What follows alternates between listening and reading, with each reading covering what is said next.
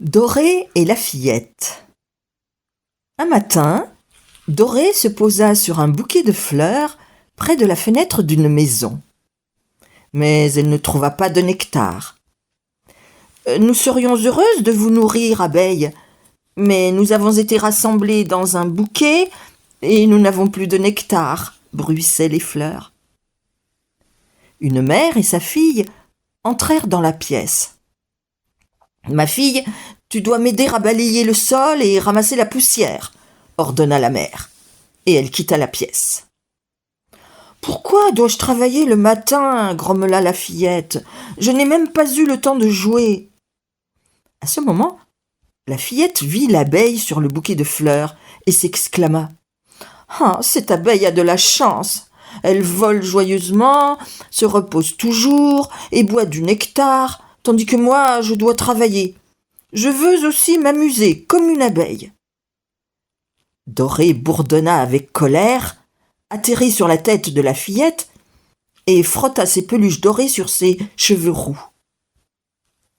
À cet instant, la fillette devint petite comme une abeille et 2 petites ailes poussèrent sur son dos.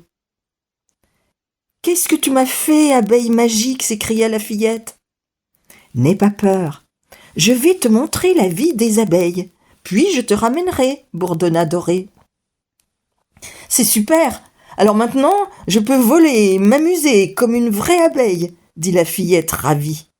« Nous allons voler jusqu'au champ de sarrasin pour récolter le nectar, » suggéra Dorée. « Le nectar est sucré, » dit la fillette en claquant sa langue. Dans le champ de sarrasin, l'abeille dorée commença à voler de fleur en fleur pour récolter le nectar. « Moi aussi, je veux boire le nectar, apprends-moi » demanda la fillette abeille.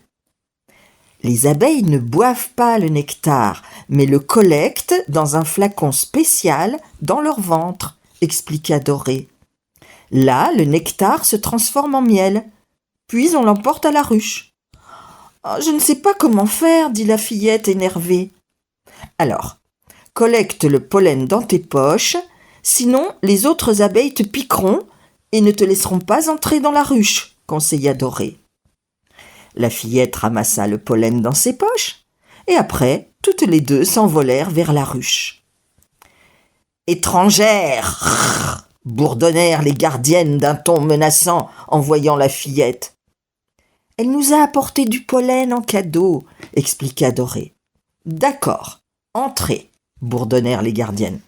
« Tu as apporté très peu de pollen, nous en apportons 3 fois plus, » reprocha tante Juju à la fillette.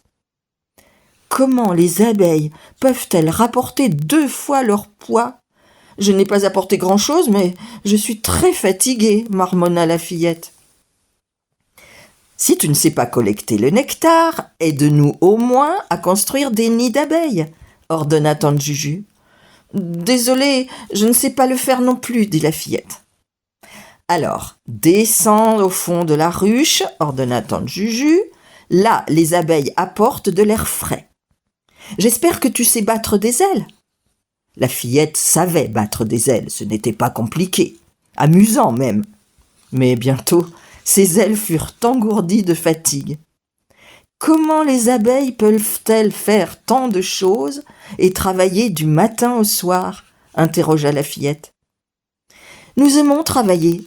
Le travail est le sens de notre vie, répondit Dorée.